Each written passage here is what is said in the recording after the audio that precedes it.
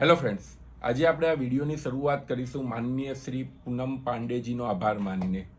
પૂનમ પાંડેજી કે જેમને એવી ઘોષણા કરી હતી કે એ મૃત્યુ પામેલા છે અને એનું કારણ સર્વાઇકલ કેન્સર છે અને એના લીધે દેશભરના મીડિયાની અંદર હાહાકાર ઊભો થઈ ગયેલો હતો. પૂનમ પાંડેજીનું મૃત્યુ સર્વાઇકલ કેન્સરના લીધે કેટલી મોટી દુઃખદ ઘટના બની ગઈ. પણ પૂનમ પાંડેજીએ બે વસ્તુ એક સમાજની અંદર ઉજાગર કરેલું છે.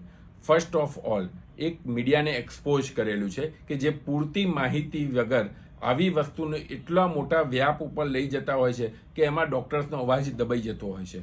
કોઈ બી માણસ, કોઈ બી મેડિકલ ડૉક્ટર અથવા તો કોઈ બી જનરલ માણસ બી જો કોમન સેન્સ વાપરે તો ખ્યાલ આવી શકે કે 3-4 દિવસ પહેલાં જે માણસ હરતું ફરતું હોય તો 3 દિવસની અંદર કોઈ બી સર્વાઇકલ કેન્સર નહીં, કોઈ બી કેન્સરના લીધે મૃત્યુ થઈ શકે જ નહીં. એટલા માટે જો કદાચ મીડિયાએ આટલું બધું એક્સપોઝ કરતા પહેલાં કોઈ ડૉક્ટરને બી એમને પેનલમાં લઈને અથવા તો સલાહ લીધેલી હોત તો કદાચ આ રીતનો ઉભારો ના થયો હોત.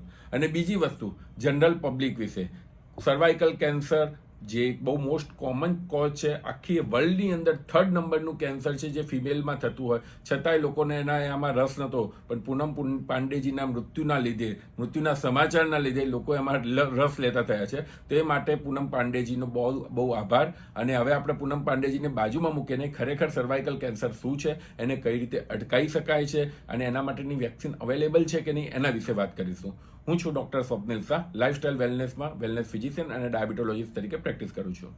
સર્વાઇકલ કેન્સર, જેમ આપણે વાત થઈ એમ, વર્લ્ડનું 3rd નંબરનું કેન્સર છે.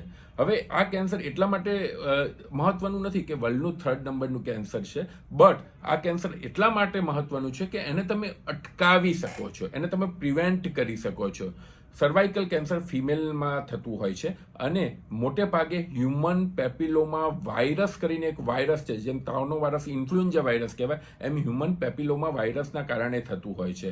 અને એ લાંબે ગાળે પહેલાં ઇનિશિયલ સ્ટેજમાં હોય અને પછી લાંબે ગાળે સ્પ્રેડ થઈને એ જાન લેવા બી બનતું હોય છે. પણ એના માટેની વેક્સિન અવેલેબલ છે. જે નાની આપણી બહેનો છે કે નાની ગર્લ્સ છે, એ લોકો જો 9-10 વર્ષની ઉંમરે એમનું પ્રોપર એક્ઝામિનેશન થાય અને બિફોર ધ એજ ઓફ 26 જો આપણે એમને પ્રોપર વેક્સિનેશન કરી શકીએ તો એ લોકો એ વેક્સિનેશનના કારણે સર્વાઇકલ કેન્સરથી બચી શકતા હોય છે.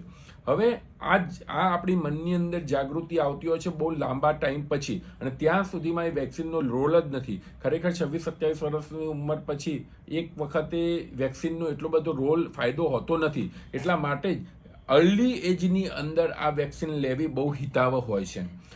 હ્યુમન પેપિલોમા વાયરસ એ સર્વાઇક્સ ભાગની અંદર તમારા સેલને ડેમેજ કરતું હોય છે અને ધીરે ધીરે ડેમેજ કરીને તમારા શરીરની અંદર પ્રસરતું હોય છે. એટલે એક પેપ સ્મિયર ટેસ્ટ કરીને આવતો છે, જે બી જો રૂટીનલી કરાવવામાં આવે, જે 37 વર્ષની ઉંમર સુધી ફિમેલમાં રૂટીનલી કરવામાં આવે તો અર્લી સ્ટેજની અંદર તમે એ કેન્સરને પકડીને અને મોટા ડેમેજ થતાં તમે બચી શકતા હોવ છો.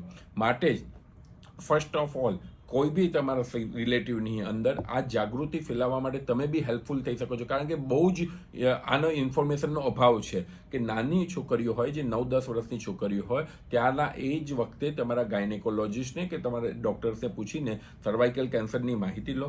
પોસિબલ હોય તો 14-15 વર્ષ સુધીની અંદર ફર્સ્ટ ડોઝ હ્યુમન પેપિલા વાયરસનો વેક્સિનનો અપાઈ જાય અને બીજો વેક્સિનનો ડોઝ 6 મહિનાની અંદર સેકન્ડ ડોઝ અપાઈ જાય તો તમે એક પેશન્ટની, એક નાની છોકરીની તમે જિંદગી બચાવવામાં મદદરૂપ થઈ શકો છો.